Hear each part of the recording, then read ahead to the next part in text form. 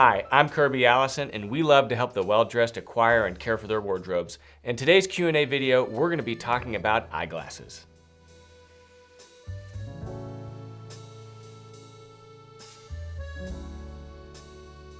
Thank you for all your comments and questions that you guys have posted on our YouTube channel. After reading them all and answering as many as possible, I've selected 5 that we're going to include in today's Q&A video. Remember, if you have any questions or comments while you're watching one of our videos, please ask them in the comment section below. I try to get back to as many of these questions as possible. And if you enjoyed this video or are interested in any of the products we discussed, please visit our website, hangerproject.com, where we have collected and curated the finest garment care and shoe polish in the world, as well as other products for the well-dressed. Our first question today is from Michael Ramirez on the Allen Edmonds Cordovan Park Avenue review, and it reads, great video, Kirby. What glasses are you wearing in the video and where did you purchase them? Thanks and keep up the good work. Thanks, Michael, for your question and for watching our Allen Edmonds Cordovan Park Avenue review. For those of you who haven't seen our new shoe review series, we're beginning to launch a series of videos. Our goal is to film 100 of them this year. We're reviewing different shoes at various price points. So if you're interested in learning about different shoemakers and different shoe styles, check out this series. Michael, the pair that you saw in that video is this pair of my light colored tortoise. It's actually an acetate Francois Penton glasses. I've got several pair of these Francois Penton glasses.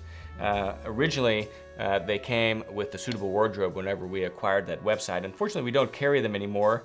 They've stopped, distributing outside of France, but you could probably pick them up on their website. It's Francois Penton, and they're beautiful glasses. I love them, real lightweight, and so. I've got some light colored glasses and, some dark colored glasses. I prefer smaller frames and I like the look of horn, or in this case, tortoise, which is traditionally the material that, real high quality eyeglasses would be made out of. Unfortunately, tortoise is very difficult to come by now. And so the acetate glasses is really meant to recreate that look, but for a much more affordable price than what tortoise would cost if you were to buy it new today. So we'll talk about that in a little bit because tortoise is actually a pretty interesting story there. But great glasses. These are made with I had these outfitted with some polychromatic lenses that darken. I probably would take that feature off just because, I'll go outside, they'll darken up, and then I'll come inside and it takes a while for that to wear off. But great question, and thanks for watching our videos. Our second question today is from Erin Bradley, and it's on our everyday carry video, and it reads, kind of disappointed, what about a pocket knife? Every man should have a sharp, quality pocket knife. Hand sanitizer, lens wipes for glasses, baby powder, baby wipes, etc. should also be included. So, that is... that's the thing about everyday carry is that, if you really were to go down the exhaustive list, I've got diapers for my kids I should have, there's like all these things I should have in my briefcase that I don't include in there because, if you were to go through the list of everything that you should have or, need at some point, it's exhaustive and you end up with a really heavy briefcase, which kind of defeats the point, in my opinion. But you're right about the pocket knife. I don't personally have a pocket knife in everyday carry, but I know a lot of men that do, and there's some absolutely incredible pocket knives out there. Pocket knife, sure, I accept that. Hand sanitizer, I do keep some hand sanitizer in my briefcase, especially whenever I travel. I don't have it in my briefcase here whenever I'm in Dallas because I keep some in my car and in my office. And then lens wipes for glasses, that's a great point you make. And I actually buy on Amazon a box of 200 of these small little Zeiss lens wipe little towelettes, and these are absolutely something that I always keep in my briefcase and around the office. You can use it on the lenses to your eyeglasses, but they also work great as a laptop screen cleaner. So I always have some of those, and I've got this. I keep it just right back here, so whenever I need to stock up, I just grab that. I think I've probably had that for a year. And then the other thing that I'd never travel without, and I think I may have spoken about this in the everyday carry, is just a package of instant coffee from Starbucks. And it's because here in Dallas, I fly primarily with American Airlines, and disappointingly, the quality of their coffee is just absolutely terrible. It's I can't even stand to drink it. And I'm someone that enjoys a good cup of coffee. And so, worst case scenario, if you're on a flight or if you're traveling and really want a good cup of coffee, you can always find hot water in one of these Starbucks Via instant coffee things, and you're good to go. So thanks for your question. And then with kids, in the trunk of all of our vehicles, I'll be honest, I do have, baby diapers and wipes, but that's not something I travel with normally in my briefcase. So if you haven't checked out the everyday carry video, check that out. I go through kind of my entire kit and what I carry, talk about my notebook and some of my pens and pencils and other things I travel with. And we actually have another good series on how to pack carry-on luggage. Or actually, it's how to pack luggage for travel. This is me going through my process for packing luggage whenever I travel to London. It's not carry-on, it's actually a small check piece. But I have a really interesting and unique approach to packing my luggage that actually, as you might guess, allows me to take my hanger. So take a look at that also. Our third question today is from Timo, Rajan, Bozer, and it's on our Kirby's shoe collection, Saphir Renovator, and more Q&A number 3 video. So thanks for reaching back there into one of our first Q&A videos. And it reads, my question is about the glasses you are wearing in the video. Of course, they don't feature a visible brand name, but could you share where you got them? My assumption is that Maison Bonnet in Paris, since you're such a lover of traditional craft. They are the only manufacturer of eyewear left that is still allowed to make bespoke frames out of turtle shell. Do you know them, and would you someday consider making a video about this traditional brand? Again, very interesting and informative video. So thank you, Timo. You're absolutely right, and you've got a pretty good eye. None of my eyeglasses have brands on them because I think that's tacky. There's no reason anything you're wearing should have a brand name, just screaming. The quality should really speak for itself, and that's kind of my personal philosophy. And so even, my briefcase and, pretty much everything I carry, doesn't have any loud or very clear marks on it, and that's true for my glasses also. Now, you're very clearly well-versed on glasses because Maison Bonnet in Paris is, in fact, as you alluded, the largest and most traditional eyeglass maker still doing bespoke quality frames. But there is another maker that has actually been started by some former employees of Maison Bonnet called Atelier Baudin that actually made these glasses for me.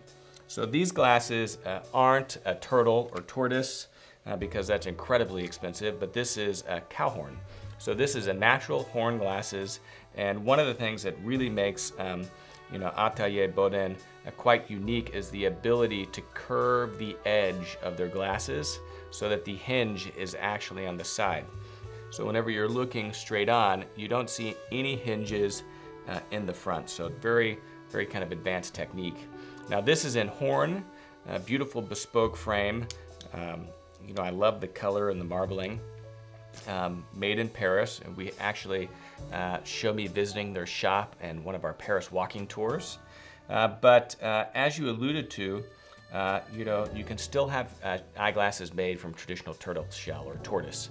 Now, Atelier Baudin can still do this, and the trick there and the secret is that whenever the law came into effect that basically outlawed a turtle shell because it was an endangered species, the way that it was written was just that no new turtle shell could be used in the making of traditional items like eyeglasses. So there's a fixed supply of this turtle shell left that is still legal to have eyeglasses made out of.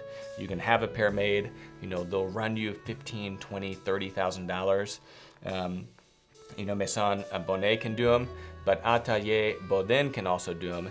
And what's unique about Atelier Baudin is that they have a special, really unique proprietary process. What that allows them to do is to make the frames out of smaller remnant pieces of the turtle shell. And so you're able to get a pair of tortoise or turtle shell glasses from them for a fraction of the cost that someone like Maison Bonnet would do, because at Maison Bonnet, they're gonna have to cut it out of a full piece of turtle shell, and it's incredibly expensive. So don't have a pair of tortoiseshell glasses yet. I'd love to have a pair one day, but given that I've got 3 kids and college tuition to pay, it's probably gonna be a little while. Thanks for your question, and next time we're in Paris, we'd love to do more work on how traditional bespoke eye frames are made. Okay, our 4th question today is from Human Gasaurus. interesting screen name, and it is on our Hanger Project plus Bespoke Unit giveaway video. I don't know if that video is still even available, but nevertheless, it's about eyeglasses, and it reads, hello there, I really enjoyed watching your videos. Can you please make a video for eyewear care as well? My sunglasses gets finger stains quite often, making me feel awkward when meeting someone during the day. So I've got a pair of sunglasses here. Those aren't them. We'll go through all my glasses in a second, but these are a pair of my sunglasses. These again are Francois Pinton, which I've got several pairs of, and this is also made not to look like tortoise, but this has kind of got more of a horn look. This is kind of the pattern that you would get on traditional horn. Beautiful dark frame sunglasses. Actually the same shape as just my regular seeing glasses. It's the same frame but a different color, which I kind of like having a very similar pair. And sunglasses and really all glasses, you're going to get finger smudges on them, not just the lenses, but the eyeglasses themselves. And so that's where these little towelettes or these alcohol wipes from a company like Zeiss really come in handy. I mean, you grab one of these, I keep them in my briefcase, I keep them around the office, and not only do you want to use them to clean the lenses, but you could use them to clean the frames also. So wipe the bridges down, wipe them down completely, and then I take them to the lens and really make sure that I'm getting those really nice and clean. You don't want to clean your lenses with just anything. I mean, sometimes if I'm really in a bind, I'll take my tie and use that, or I'll use a pocket square. Now, I wouldn't use any material. I mean, I would only use a tie or a really nice pocket square because I'm certain that because it's made out of 100% silk or 100% cotton of a really high quality that it's not going to scratch the lens, which is what you have to be careful about.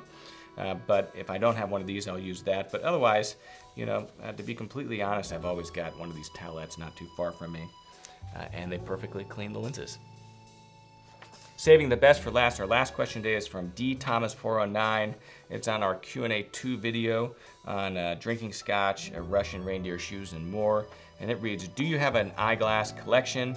Are you aware of any bespoke spectacle makers? So a great question there. Thank you for that.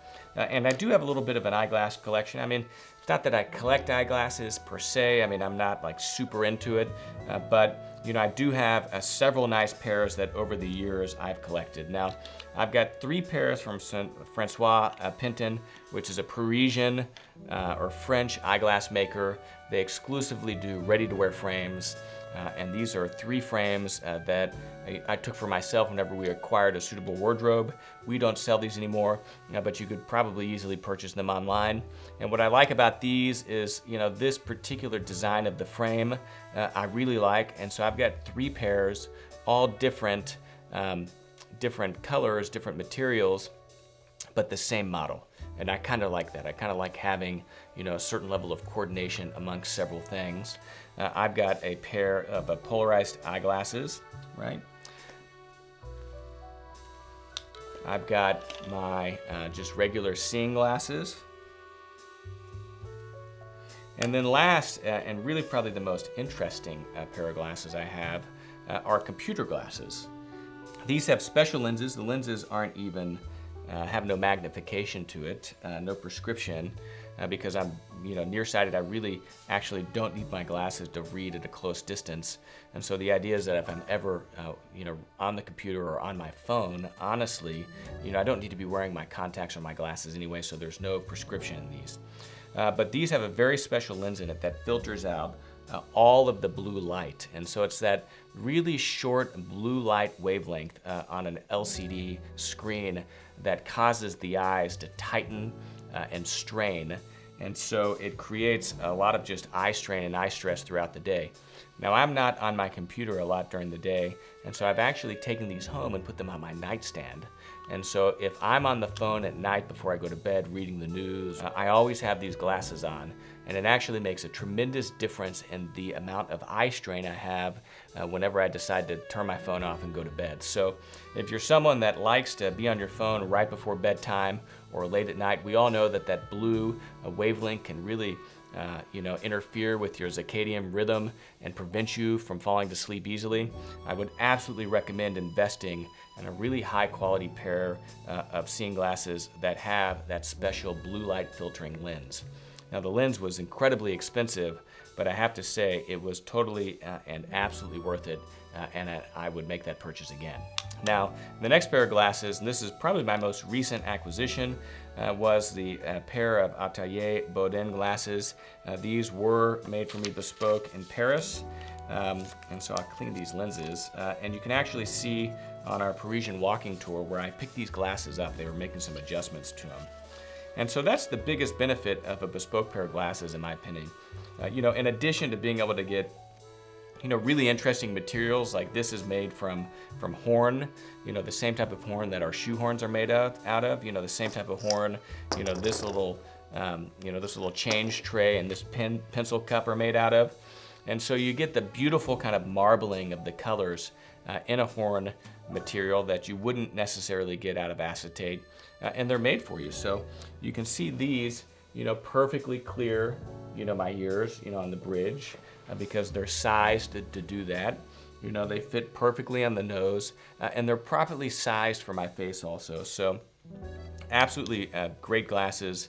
They'll set you back. I mean, anything bespoke is going to run, easily north of $1,000, $1,500, which is how much I think these cost. So, not for the faint of heart, but if you're someone that, really enjoys your eyeglasses and is into quality and craftsmanship, if you're ever in Paris, they do have the best bespoke eyeglass makers really around in the world. There's a few in Japan. There's one guy here in the United States whose name I can't think of. But other than that, I mean, it's actually quite difficult to have a pair of eyeglasses made for you. So great question. Hope you enjoy seeing my collection of eyeglasses. If you have any questions about anything I discussed in this video, please ask them in the comments section below. And then if you're someone that is, really into your eyeglasses or has a really interesting collection of eyeglasses, or, maybe you've just got a really cool, neat story about the one pair you own, please share that with us in the comments section below. I love hearing those stories. I'm sure there's more I can learn from you guys and your stories about eyeglasses than I had to share with you today. But I hope you found some interesting information here, and thanks for joining me.